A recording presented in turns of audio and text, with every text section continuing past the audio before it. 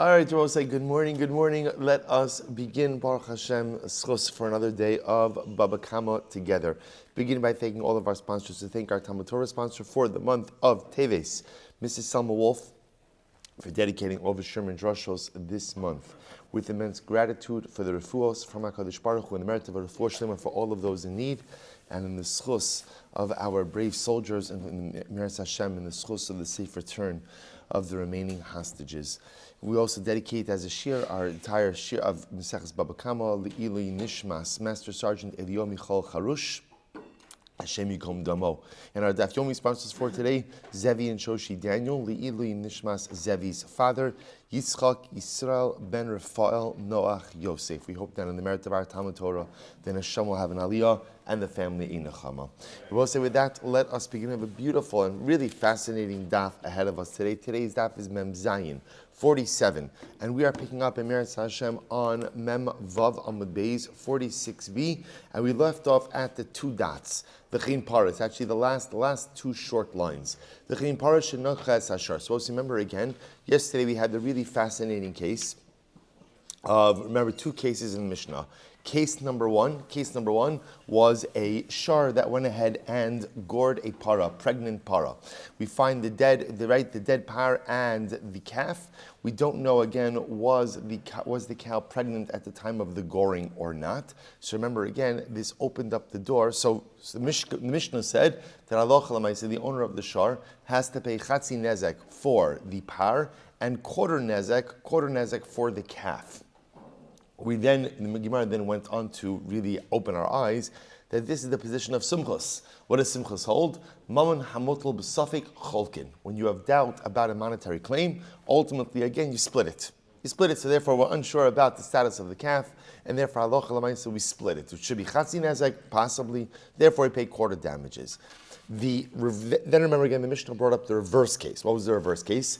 A cow that was pregnant goes ahead and gores and kills a shar, right? So then I will say that after the damage is done, we find the calf, and the calf has given birth. We find the cow, and the cow has given birth. What don't we know? Was the cow pregnant at the time of the damage? So you'll say to yourself, who cares? Well, it matters. Why does it matter? Because the shaila is, if the cow was pregnant at the time of the damage, then what? Then in essence, there were two damagers. There was the cow and the calf. If the cow, however, had given birth before the damage, then there was only one damager, i.e. the cow. So once again, the Mishnah says, because we're unsure, therefore again for the cow has to pay, so to speak, chatzi nezek, and ultimately again the calf, so to speak, will pay quarter damages. Now again, remember the other piece just to keep in mind is that the Mishnah told us, remember, all of this is reflective of Simchus.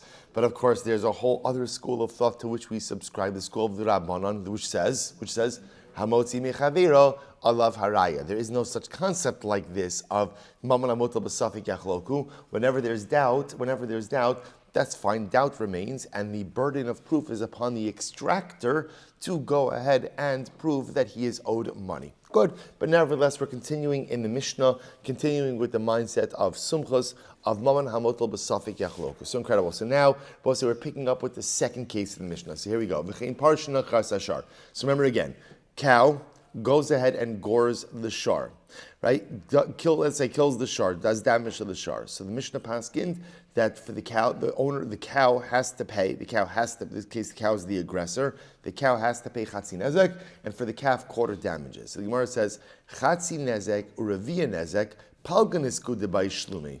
Kuli niska nechi riva maya vidite. So let me get this straight. If you do the math, Rabbi, that means when the cow does the damage, the cow is going to have to pay half nezek. The calf is going to have to pay quarter damages, which means that halacha l'maisa, you're going to end up paying 3/4 damage for this act of keren tam. But for keren tam, you're only chayiv for what? You're only chayiv for what? Chatzi nezek. So I don't understand. In other words, shouldn't liability be capped at half damages? But yet here you have a case where you're paying essentially 3/4 damages. Amar Abaye, so I'll say, here we go. Abaye says, you're right. First wide line, Mem Vav Amud Beis, really great Gemara. Amar Abaye, Chatzi nezek, echad me'arba'a benezek, u'revi'a nezek, echad mishmar benezek. Abaye says, you're right. When the Mishnah says that the calf pays half damages, it really means half of what it would normally pay. What's half of what it would normally pay? A quarter. And when it says that the calf pays quarter damages, it means that the calf pays half of what it would normally pay, which is what? An eighth. So the Gemara says, I don't understand. V'i para v'vlad dechad minhu, hachanami dematzi amrle lebal para mimanavshach, chatzi nezek havli. I will say, if we're talking about a case where the calf and the cow are owned by the same person, so let's play this out, right? The cow goes ahead and damages the ox, right? What is the owner of the ox entitled to? What is he entitled to? Chatzi nezek. So if you're the owner of the ox, you're saying, listen, I don't really care, calf, cow, pay me my half damages. I don't want to deal with a quarter damages from the cow, an eighth damages from the calf. There's a halach of keren tam. Keren tam means animal A damages animal B. Animal A is a tam, it is not a muad. You pay chatzi nezek. Give me my chatzi nezek and let's be done. So I spoiled this a little bit for you yesterday. Depar dechad uvlad dechad. So according to Abai Rabbi, the case of the Mishnah has to be like this. The case of the Mishnah has to be where the cow belongs to one person, but the fetus, the calf, belongs to another person. Now I will say, the truth is, this is an interesting question in and of itself, because how can you sell a fetus? How can you sell a fetus? In general, we look at a fetus either as a davar shalom bali olam. It's not in existence yet. So because it's not in existence, generally the halach is you can't go ahead and sell something to someone if it's not in existence. So Rashi, again, we're not going to get into the technicalities of this. I'll just point out an interesting Rashi. Rashi says over here, V'i para vlad, the para dechad of vlad dechad, kigon shemachar lo para chutz me ubra. You could have a case, it's actually interesting, you have a case where, let's say, you sold the cow with the exception of the fetus. So it's actually interesting. So you didn't sell the fetus. So it's a technicality. I'm not selling the fetus. I'm actually selling the cow to another, and I'm withholding the fetus. So technically speaking, that's a case where halacha l'maisa, it's owned by two different people. So the Gemara says as follows. Did I miss something? Okay. I'm still getting back into this. Sorry. So the Gemara says as follows. So the Gemara says, "V'id kadin tave lebal para tchila seif halacha l'maisa." If halacha l'maisa, so ultimately again the damaged party went ahead and claimed from the para from the beginning. Hachanami da'amrle lebal para didach is kasin havli raya de'isle shutfi. So now listen to this. So this is actually fascinating. So the case in question over here is where halacha l'maisa. It turns out that the cow is owned by one person, and ultimately the calf is owned by a different person. And now this cow goes ahead and damages the ox. So now what happens? So we'll say, this is incredible. So now, the owner of the ox says to the owner of the cow, like para didach is kasanli. So havli raya. I just skipped. Elalo tzricha de para dechad vlad dechad. Vaches v'i dekadim tavi lebal para tchila. Say if the owner of the ox, the damaged party, comes and seeks out the owner of the cow first. Hachinami de amar lebal para didach is kasan havli raya de isle shutfi. So now listen to this. So if the owner of the ox goes to the owner of the cow, he says, listen, your cow damaged my ox, give me chatzi nezek. You want to claim that the cow didn't do the sole damage, that the cow had a partner. Who was the cow's partner in damage? Who was the partner? The calf, the fetus? That's on you. You go and prove that. Ella, the kadim tavile bavlad tchila. Rather, it has to be that the case of the Mishnah is where the owner of the ox, the damaged party, went and actually approached the owner of the fetus, of the calf first, right? Claiming damages against him. In that case, the owner of the cow could say, Da'amarle, galis adaita de shutfa isle. You've clearly proven that halacha l'maisa, you acknowledge that there is a partner in this. So this is very interesting. So in other words, in Abaye's model, this is actually really fascinating. In Abaye's model, the calf and the cow are owned by two different people. So now the cow goes in and damages the ox. The owner of the ox wants to sue for damages. Now in Abaye's model, the Mishnah is dealing like this. If the owner of the ox would go directly to the owner of the cow, he could say, listen, buddy, give me my chatzi nezek. Give me my chatzi nezek.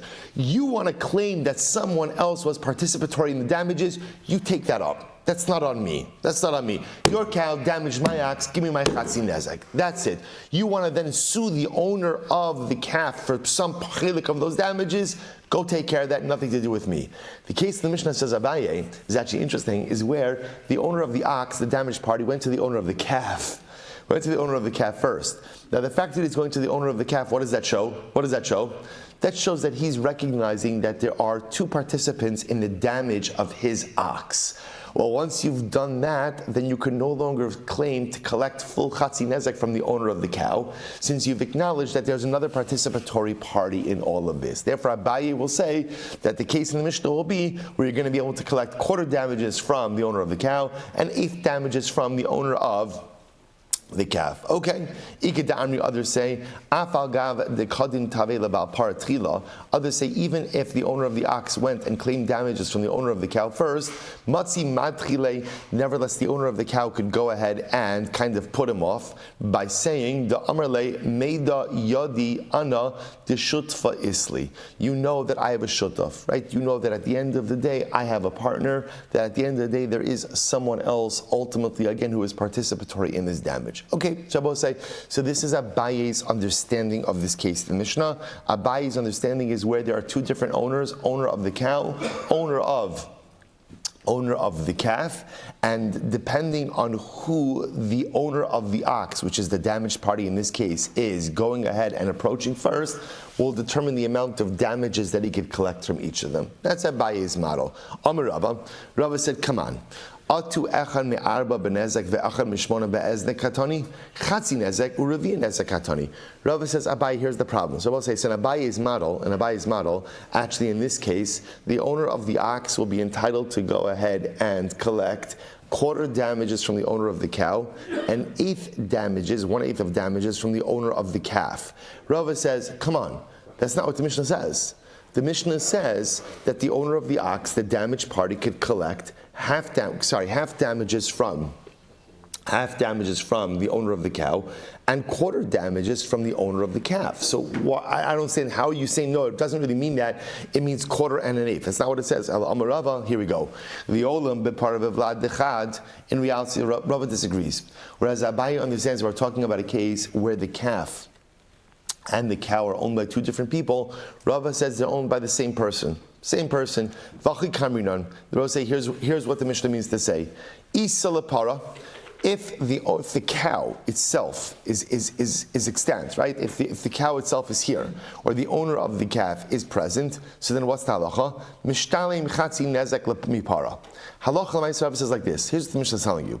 We'll say we have a pregnant cow that damaged an ox, right? We don't know what's our suffix. Was the cow pregnant at the time of the damage or not? So we'll say here's what we know. We know now that halacha l'maisa the ox was damaged. The only shaila was the cow pregnant or not? So the Rava says, the Mishnah tells it like this: if the cow is present, right? If the cow is present, then mishtalim chatzi nezek mipara. Then ultimately, again, the damaged party collects chatzi nezek from the cow. Now, remember again, chatzi nezek of tam is capped at what? 50% of the value of the damaging animal. So that's what it means. So if the par is present, if the cow is present, no problem. We're just going to collect chatzi nezek from the cow. Top of Mem Zayin. Let's say lepara. Let's say the cow is not there. Let's say the cow is not there. Remember again, you could have a case where halacha l'maisa, after the damage is done, so what happens? So the owner of the cow quickly helps it escape to somewhere else. Let's say the cow is not there. Then what? Then mishtalim revia nezek mivlad. Then we could collect quarter damages from the calf. So Rava says essentially what the Mishnah is telling me is that halacha l'maisa, there are two sources of compensation, right? Ideally, you're going to collect your chatzi nezek from the par. But if for some reason that's not possible, you have another source of collection, which is quarter damages from the vlad, from the calf. Okay, very interesting. Look at Rashi. Top Rashi Mem Zayin Amud Aleph. Leisel Lepara v'tam in mishalim ela migufo v'amar lehavle kuli palga hazeka mivlad diunami Askin bahadi para, the Rav Sirli dechad gufahu, vavi ke'echan me'evari, ki dimafarish b'seifa demilsa, mishal leminei riva diniska, vidach riva mafsid. So we're going to see over here, Rava's logic in just a moment. So before we explain that Rashi, so this is Rava's logic. Halacha l'maisa. If again the power is there, collect chatzin nezek from the power. If the power is not there, quarter damages from the calf. So where it says, "Taima delo yadinan in hava vlad behada kinagcha I lo hava." Now we'll say, here's what's interesting. The reason why Rava says you only collect quarter damages from the calf is why? Because we don't know, was the cow pregnant with the calf at the time of the damage or not? Watch this. Aval I pshitalan the hava vlad bahada. But if we know for sure that the cow was pregnant with the calf at the time of damage, kinagcha mishtalim kule chatzi nezek mivlad. Wow. Watch this, Rabbi say. So Rabbi says like this. Let me work backwards. Rava holds that the calf is considered to be uber yerech imo, that a calf is considered to be a part of the mother. And therefore, again, I will say, watch this. If we were to know that the cow was pregnant with the calf at the time of damage, then ultimately, again, the calf is a full partner to damage, which would then mean that even if the cow was not present at the time of compensation, we'd be able to collect complete chatzi nezek from the calf. The only reason Rava's capping damages at quarter damages from the calf is why? Because we don't know, was the cow pregnant with the calf at the time of the damage or not. So we'll say, here how fascinating this is. So let's consolidate this just a moment. So Rava disagreeing with Abai, whereas Abai sets up the Mishnah as a case of where the cow is owned by one person and the calf is owned by one person. Rava says no. Cow and calf are owned by the same person. So what does the Mishnah mean when it says that you could collect half damages from the cow and quarter damages from the calf? Remember again, everyone is agreeing that statement doesn't make sense. Why doesn't that statement make sense? Why not? Because you're never entitled to more than chatzi nezek. So why would you be collecting 3/4 damages? Rabbi says you're right. What it means is like this. You're entitled to chatzi nezek. So now, if at the time when you're coming for collection, the cow is present, you collect your chatzi nezek from the cow, and you're done. What if the cow is not there? Cow is not there, right? The owner of the cow, shuttled it off, whatever, to the Caymans, or to the marsh. It's no longer there. It's no longer there for collection. So now Rava will say, okay, you're entitled to collect from the vlad, from the calf. Technically speaking, how much should you be entitled to collect from the vlad? How much should you be entitled to? Technically, chatzi nezek. Chatzi nezek, why? Because the vlad is considered to be a part of the mother, and therefore it's considered to be a full damager. But because we don't know if the cow was pregnant with the calf at the time of damage or not, therefore again, back to the Mishnah, back to Sumchus, it's maman hamutal b'safek, it's money shrouded in doubt, and what's halach with maman hamutal b'safek? Cholkin. Therefore, the most you could collect is quarter damages. Incredible. And the Gemara Rabbi L'tamei, Rabbi is going to see what's Rabbi's reasoning. Dama Rabba, parashe zika. Gova mivlada, that if a cow does damage and it's pregnant, you could collect complete damages or chatzin nezek depending on the damage from the calf. My time, what's the reason? Gufahi, because we'll say a calf is considered to be part of the body of the mother. In other words, it's considered to be an appendage of the mother. Conversely, by the way, if a chicken does damage, so you cannot collect damages from its egg. Why not? My taima pirsha ba'amahu. So I will say, as opposed to a fetus, which is considered to be part of the mother, an egg is considered to be a secretion of the animal, something separate and distinct from the mother. So for example, if a chicken did damage, you could not go ahead and collect damages from the egg. Yet Rava holds that when an animal does damage, you could absolutely collect damages from the fetus, from the calf itself. Incredible, I would say. So therefore, again, salocha l'maisa. Now remember, none of this is really halacha l'maisa for us because we reject sumchus. We accept the Rabbanan. But nevertheless, Rava's interpretation of the Mishnah is quite fascinating, talking about a case where both the cow and the calf are owned by the same person. What the Mishnah means is like this: if the cow is present, collect chatzi nezek from the cow. If the cow is not present, technically speaking, if you knew for sure that the cow was pregnant, you would be able to to collect full chatzin nezek from the calf, but because you don't know if the cow was pregnant at the time of damages, therefore, maman amotel b'safek cholkin, you could only collect quarter damages from the calf. Beautiful. Beautiful. So now we move on to something else. Furthermore, ein shaman lepara bifnei atzma, or levlad bifnei atzmo, ela shaman levlad al gav para. So we'll say now the Gemara says something very interesting, which is that halacha l'maaseh. We're now going back to the first case of where the ox damaged the cow. So as I said, obviously now ox damaged the cow. We need to assess damages. So the Gemara says, in general, when assessing damages, we don't assess the value of the cow by itself and the value of the fetus by itself, but rather we assess them as a unit. What's the value of a cow that's pregnant versus what's the value of a cow that's not pregnant? The difference between those two, that's damages. As opposed to assessing each value independently. So the Gemara says, Ella shamin levlad al gav para. Rather, again, halacha l'maaseh, so we go ahead and we assess the value of a pregnant cow as one entity. Why? So the Gemara says, Shem'iyah ta'omer kain, because if you're going to assess the value of the cow by itself and the value of the fetus by itself, the Gemara says, Nimtza atamachish asamazik. This would unfairly impoverish the damager. So we'll say, take a look at Rashi for just a moment. Ein shaman. Rashi says, Arei shakoi, shoshenagal chasapara ve'pila, ein shaman kol echa b'fnei atzmo, she'olim demei hanezek harbe, aval shaman para me'uberes kama haise yafet chila, ve'kama hishava achshav im mesa im chaya. So we'll say, interestingly enough, so again, just two different methods of valuation. You might have thought that maybe, again, the way we assess damages is we assess the damages of the cow by itself and the calf by itself. Kamma Shmuel, no, we look at them as a unit. Right? A pregnant cow was worth X, and a non-pregnant cow was worth X minus Y. That difference is called damages. And the Gemara says, because if you're going to start assessing each one on their own, that is going to unfairly impoverish the damager. Interesting about say similarly again, if let's say Reuven chopped off the hand of Shimon's Eved.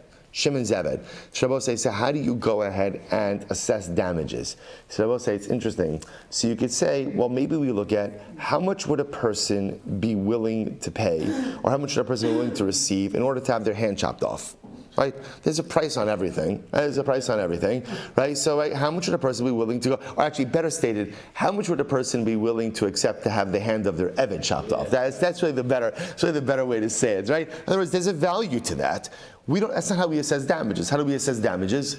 An Eved with a hand is worth X. An Eved without a hand is worth X minus Y. That's called damages. Look at Rashi. Literally, Rashi says we don't evaluate the value of the hand by itself. Lomar, Kamma adam rotza lito liktoa yad Eved kazeh. Devadai haroa avdo shalem ein kotea yadav ela b'damim merubin. So obviously, if you look at it like this, if you ask a person, you have an Eved, how much money would you be willing to accept to have the hand of your Eved chopped off? That's going to be a much higher price than the difference between an Eved with a hand or an Eved without a hand. So the Gemara is just telling us how we assess damages. Both say same idea. Let's say Reuven damages Shimon's field, right? How do we assess damages? So we look at, let's say for example, Reuven's shar went and ate a row of crops in the Shimon's field. So we don't say, well, how much is the row of crops worth? Rather, what do we look at? We look at how much is a field with 10 rows of crops worth versus a field with 9 rows of crops worth. And that's how we assess damages. So we'll say, it's actually very interesting. So all of this is a model, essentially what it's saying is like this. When assessing damages, the way we assess it is halacha l'maaseh. We look at what a complete entity is worth versus what an incomplete entity is worth, and the difference between those two is damages, as opposed to looking at the damaged entity in a vacuum. in a vacuum, right? What is the value of one row of crops, right? What is the value of the loss of a hand? What is the value of a cow and the fetus independently? Because that would essentially represent a much higher level of damages. So the Gemara says, so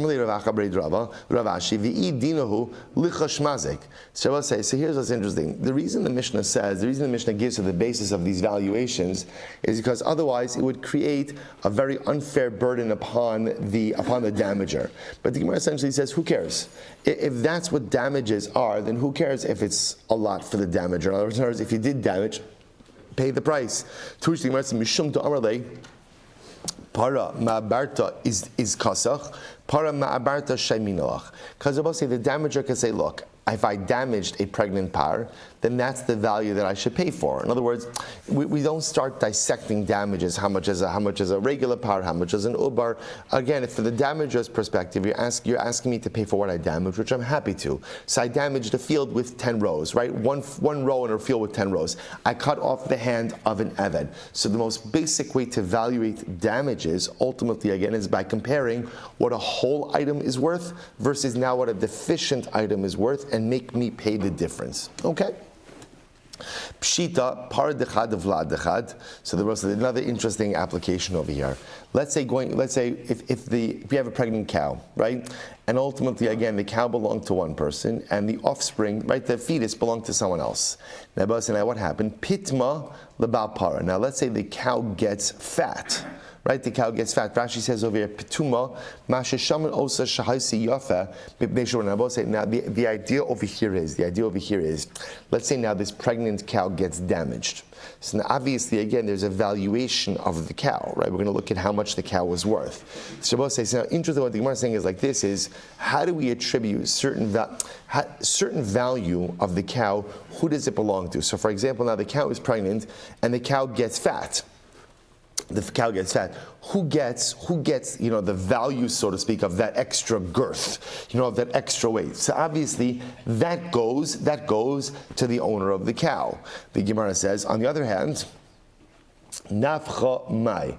We'll say, what about now nafcha? Nafcha is just like, literally nafcha means like bloating, but it means the cow gets bigger. And I both say, just by dint of being pregnant, the cow gets bigger, right? That bigger kite, right? Who gets that appreciation, right? Is that the owner of the cow or is that the owner of the fetus? So the Gemara says, Rav Papa says it belongs to the owner of the cow. They split it. And the halacha is we split it because, again, it really goes to both. Part of it is due to the pregnancy, and therefore, again, the owner of the fetus should get part of that, and part of that is due to just the cow itself. So ultimately, again, we'll split it. So we'll say, incredible sugya. Again, for us, it's a fascinating intellectual exercise, but at the end of the day, the entire Mishnah, as we spoke about, is predicated on a principle which we reject, right? Because the entire sugya is predicated on the principle of sumchus, of maman amoto b'safek cholkin. We reject that principle. Not that we reject. In other words, just to be clear, there are cases where we split things, so we don't reject it in totality, but we reject that financial premise as a concept of conflict resolution in monetary matters.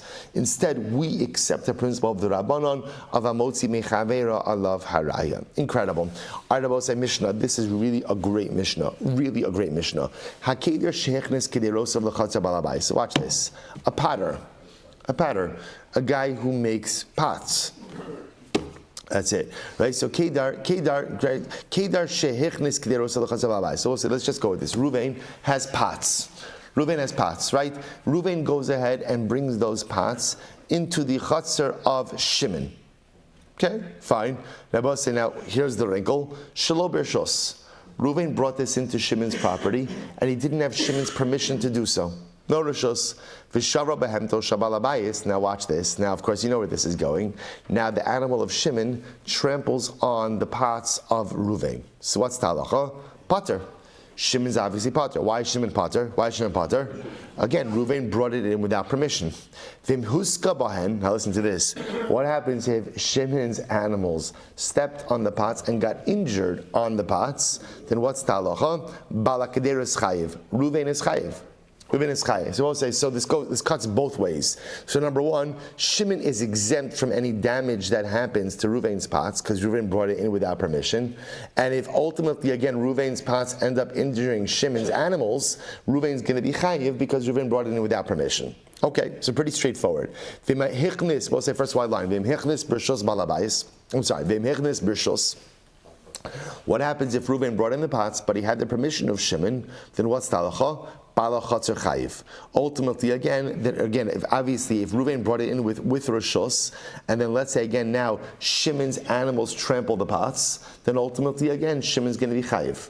Shimon's going to be chayiv for that because he gave Reuven rishos to bring in his utensils. Now we'll say, so I just want to point out what's happening over here.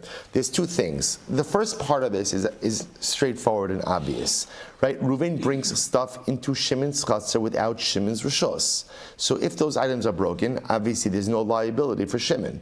If somehow those items injure Shimon's property, Reuven will have liability.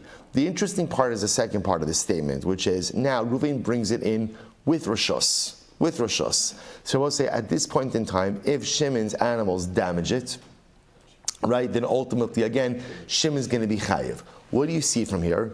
You see from here that when you give someone permission to bring in their property into your property, that there is an assumed responsibility that you, the owner of the property, right, that what we call the Bala Chatzar, is taking for that, right? In other words, so when Shimon says to Reuven, sure, you could bring your pots into my Chatzar, that means that Shimon is assuming some level of responsibility. So therefore again, Hechnes Pershus Bala Chatzar Chayiv, which is really fascinating. So it's not only permission, but there's an assumption of responsibility. Hold on to this. Hechnes Peros Bala Chatzar Bala Bais, next case. Reuven brings his fruit into the property of Shimon, right? Shelo b'rishos, but Reuven doesn't have permission to do so. V'achlos on behemton shel balabayis, Shimon's animal eats the fruit, right? Then what's the halacha? Potter. Ultimately, again, Shimon is going to be potter from that. Why? Same case. V'mhuska bohen balaperos chayiv. If Shimon's animals are somehow damaged by the fruit, we'll see exactly what that means. Then ultimately again, Bala Peros Chayiv, Reuven is going to be Chayiv because he brought in produce without permission. What happens if Halacha L'maisa Reuven brought in the produce to Shimon's field, but he had permission to do so? And then let's say Shimon's animals go ahead and eat the fruit. Bala Chatzar Chayiv. Ultimately again, Shimon is going to be responsible. So we'll say same principle. You allow someone to bring their property, into your Chatzar. Ultimately, again, that permission comes with some assumed level of responsibility on the part of the Bala Chatzar. Next, Hichnis Shoro L'Chatzar Balabayis. So we'll say Reuven brought his animal, his ox, into the Chatzar of Shimon, Shelo B'rishos, without Shimon's permission. Amud Beis. V'nagcho Shoro Shabalabayis, and Reuven's ox gores Shimon's ox. Oshenoshcho, right? Oshenoshcho. I'm sorry, just the opposite. Shimon's ox gores Reuven's ox. Or Shimon's dog bites Reuven's ox. What's the halacha? Pater. Ultimately, again, it's pater, right? Why? It's all saying it's because Reuven brought it in without rishos. So therefore, again, if Reuven brings in his shar without rishos to Shimon's chatzar, and then Reuven's shar gets damaged, ultimately, again, Shimon is pater. Nagachu shoro shabalabayis chayiv. If halacha l'maisa, Reuven's shar went ahead and gored Shimon's shar, then ultimately, again, Reuven's going to be chayiv. Nafal lebaro vehevish meimav. Similarly, again, if Reuven's shar fell into, let's say, the water cistern in Shimon's chatzar and spoiled the water, ultimately, again, so Reuven's going to be chayiv. Haya aviv obno lusocho. If, let's say, Reuven's father or son they were swimming in the water, and then what happens? Reuven's shar falls in and chas v'shalom kills them. Meshalim es hakofer. Ultimately, again, then Reuven's going to have to pay kofer. So both say these are all seemingly illustrations of the same halacha, which is in all of these cases, Reuven is going ahead and bringing in his shar into the chatzar of Shimon without rishos. Reuven is going to be liable and responsible for any damages that occur. However, but let's say again, Reuven went ahead and brought in his shar with rishos, then bala chatzar chayiv. ultimately, again, the owner of the chaser, Shimon, will be responsible for any damages that happen. So I will say, so bottom line is, according to the Kamma, if you bring, and whatever, it doesn't matter, you fill in the blank, you bring in your pots, you bring in your produce, you bring in your animal. If you bring it in without, Reuven brings it in without Rishus, Reuven is responsible for anything and everything that happens, and Shimon is not.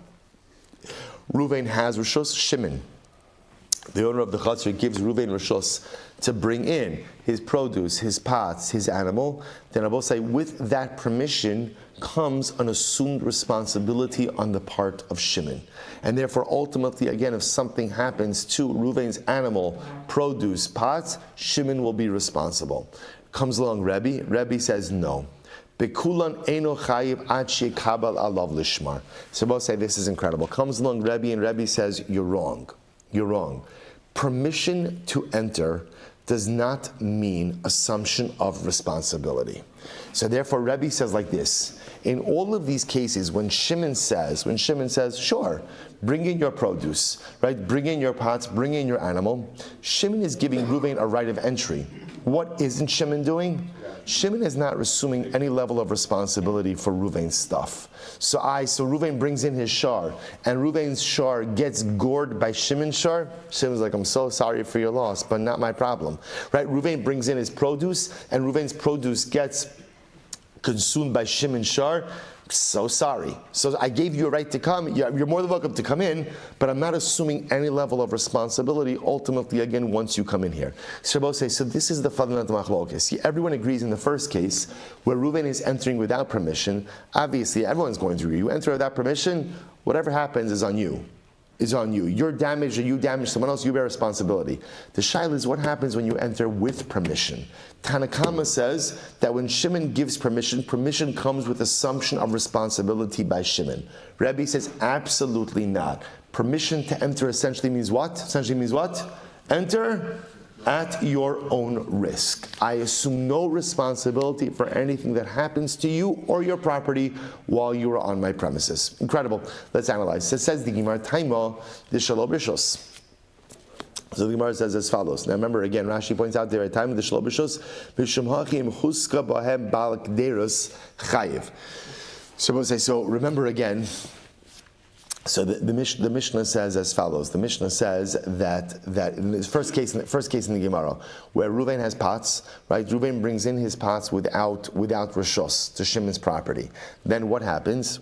Shimon's animal is damaged on Reuven's pots. What's going to be the halacha? Reuven is obligated to pay Shimon damages. So it says the Gemara, Taima de Shelo b'shos. So the reason why Reuven is responsible is because he entered in without permission. Ha b'shos lo mechayiv bal kederus b'niske behemtov de bal chatzer. But yet we can infer from the Mishnah, had Reuven entered in with permission, and then again Reuven's animal had been damaged ultimately on his pots, then halacha l'maisa, Reuven would not be chayiv for that. So the Gemara says, "V'lo amrinon kabule kabel bal kederos nitirusa de behemto de bal chotzer." Now, listen, here's what's interesting. What you see over here is as follows: from the Mishnah, had Reuven received rishos, right, and ultimately again Shimon's animal been injured on Reuven's pots, Reuven would not be chayiv. So what do you see from here?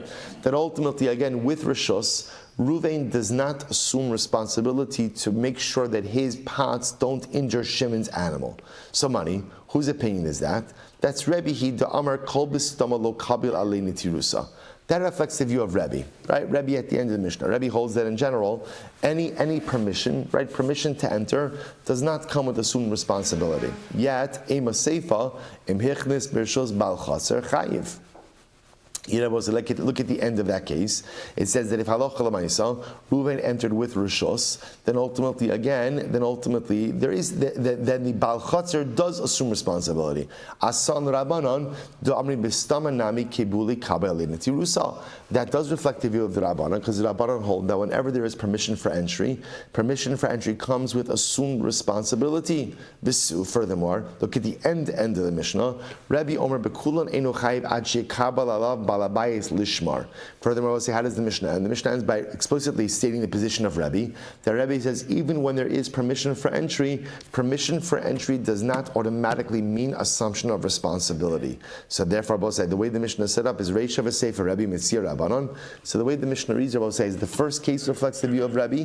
The last case, which is the actual statement of Rabbi, is Rabbi, and the middle of the Mishnah is the Rabbanon. It just doesn't seem to be a fluid way to read the Mishnah, or a seamless way to read the Mishnah. Amar Rabbi Zeri, you're right. Tavra, Misha Shanazu Lo Shanazu. It must be that Halacha L'Maisa say that there are different authors for different parts of the Mishnah. Also the Gemara says, Rava Amar no, Kula Rabbananu. That's not true. The entire Mishnah reflects the view of the Rabbanon. Ubirshos Shmiras Kederos Kibel Alav Bal Chaser Bafilu Nishbar Rucho. So both say it must be again that Halacha L'Maisa. The entire Mishnah reflects the view of the Rabbanon. What do the Rabbanon hold? Both say the Rabbanon hold that whenever the Bal Chaser gives permission, right? Shimon gives permission to Ruvain to enter. Permission to enter also comes with what? Assumed responsibility to safeguard the property of Ruvain as he enters. And in fact, that responsibility to safeguard Rabosai is from everything. Not only from Shimon's property damaging Ruvain, but any damaging force. So essentially what's coming out of it is something really amazing. That when Shimon gives Ruvain permission to enter means I gave you permission to enter my property, and I take full responsibility for the safety of your property. For the safety of your property, ultimately again for my own property, and from the safety of your property from external forces as well. A wind smashing it. So essentially, I say it sounds like really what's happening over here is that Halacha L'Maisa, when according to the Rabbanon, when Shimon gives Ruvain the right to enter, Shimon essentially transitions into the role of a shomer. Right, a custodian ultimately again over the property of Shimon, which is a pretty dramatic transition to make. Okay, let's go weiter. So again, we now see this fundamental tension between the Rabbanon and Rabbi. Rabbi saying permission to come in means what? That's all. Permission to come in. No assumption of responsibility on any level. Rabbanon, no. Permission to enter ultimately means permission to enter and assumption of responsibility. Hichnis peiros of lechatzer balabais. So Moses, remember again next. Ultimately, again, he brought his peiros into the chatzer of the balabais. So Amarav. So Moses, so now remember again, same case in the Mishnah. Ruvain brought his produce into Shimon's chatzer. Now remember again, if it was done without rishus, then what's the halacha?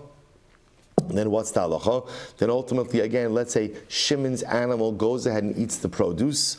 Ultimately, again, Shimon's pater. But if Shimon's animal, let's say, was injured by the produce, ultimately, again, then Ruvain will be chayiv. So we'll say, now watch this. The Gemara tries to clarify that last piece. When does Ruvain have liability if Shimon's animal was injured by Ruvain's fruit? So watch this. So the Gemara says, so Amarav, lo shanu ela shehuchlaka bahed. When do we say ultimately again that if Shimon's animal was damaged by Ruvain's fruit, that Ruvain is liable? That's talking about a case we'll say where what? Where Shimon's animal slipped on Ruvain's fruit. Right, so Ruvain brought in the fruit without rishos. Shimon's animal slips on the fruit. So now the Mishnah says that ultimately, again, Ruvain is going to be liable for damages. Aval achla pater. I will say, well, watch this. Let's say Ruvain brought in the fruit without rishos. Shimon's animal ate the fruit, and Shimon's animal ate a bit too much fruit, and then died. Right? The halacha is Ruvain is going to be pater. Why? My time will say second why my time. Havila shelo tochal. Ultimately, I will say, who says that just because food is in front of you, you have to eat it? You have to eat it. It's a common problem, right? It's kind of right. Let's say so lemaisa. Who's in other words? So that already that level. See, slippage could be considered to be something that is unavoidable. How is that avoidable? We'll say generally, the owner of an animal is conscious about what their animal is eating, right? Because again, you have to be careful if your animal is not overeating, if your animal is not going out and eating the stuff that's wrong, that's bad for it. So therefore, again, it's interesting. So if Shimon's animal slipped on Ruvain's produce that was brought in without rishus, then in that case, Ruvain's going to be liable. But if Shimon's animal ate Ruvain's produce and just ate it to the point that it died, that Reuven is not going to be chayiv for. Why?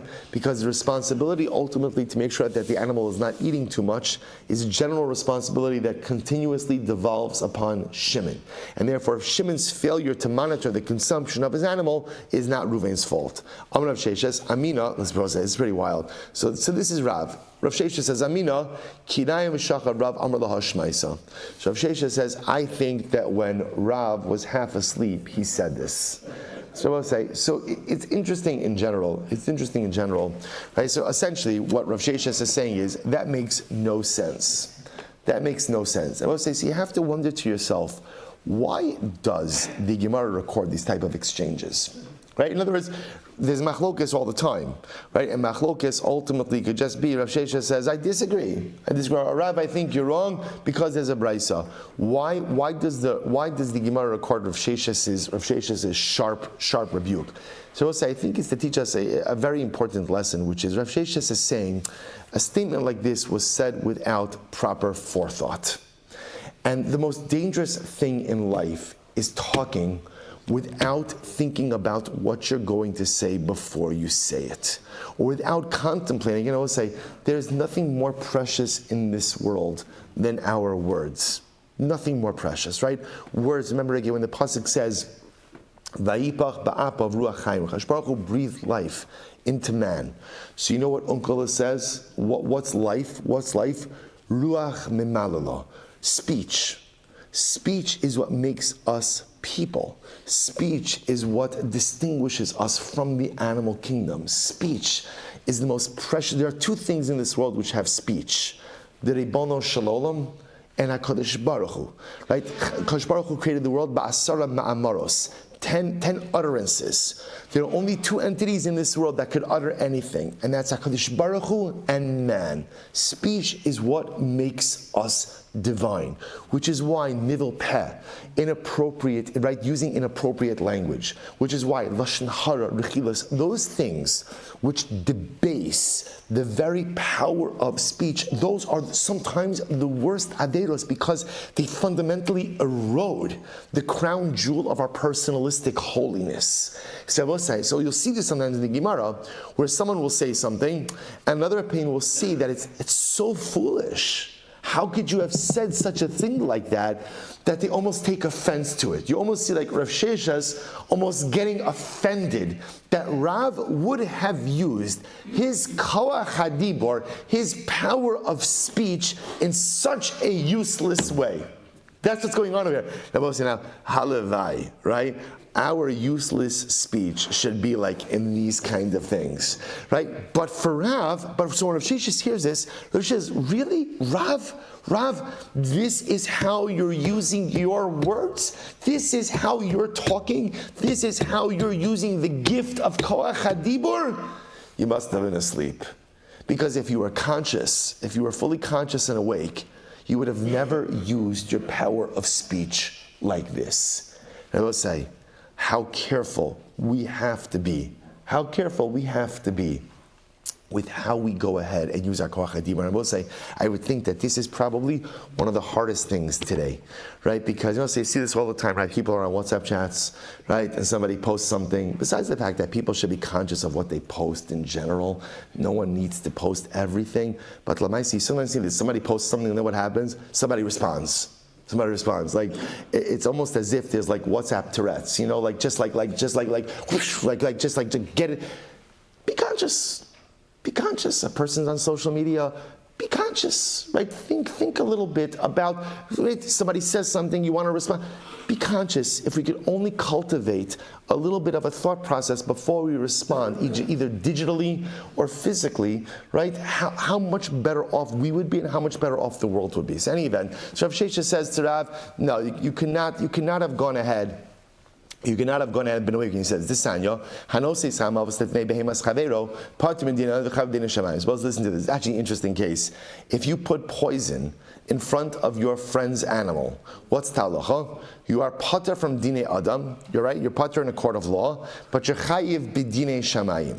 So the Gemara says, now, why is that? Sam hamaves hudolo avida da'achla. Because I will say, it's not common for animals to eat poison. So in other words, an animal doesn't eat poison. right? And therefore, again, if the animal does eat poison, that's abnormal. And therefore, again, you're not chayiv in a court of law. Aval peros ta'avida da'achla b'dinei adam nami mechayiv. But fruit, which it is common for an animal to eat, you see from here that what? That if you put out fruit and the animal eats too much to the point that it dies, there is liability for that. So Gemara says, "Va'amai havi shelo tochal." But Rav, if you are right, we should say to the animal, don't eat so much. Don't eat. So what do you see? But you see from here that it's common for an animal to eat too much and die. The only case where it's not common is if you put poison in front of the animal, an animal knows better not to eat that. It's not true. Even by peros, ultimately, again, the person who puts out the fruit is really going to be exempt from dine adam. Why? Because the owner of the animal is responsible to monitor the consumption. Both say the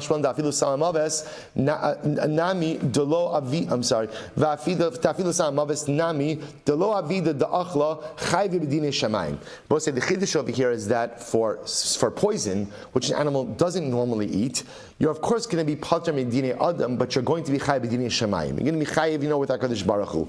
The other possibility is samam avas nami baf rasta dahainu peri. What's the other possibility? The case of the poison could be there's a particular type of vegetation that is considered to be poisonous for animals, but an animal would still eat it. So halacha l'maisa, again, even though it's a form of food, nevertheless one would not be chayiv b'dinei adam, but chayiv b'dinei shamayim. So I'll say bottom line for us is Rav, right? The Mishnah is qualifying the case where Reuven goes ahead and brings in his animal, right? Reuven brings in his animal, and ultimately without rishus, and the animal goes ahead and Reuven brings in his peros without rishus, and Shimon's animal ends up going ahead and dying as a result of that of those fruit. So the Mishnah says Reuven is chayiv. Rav comes along and says, 1 second.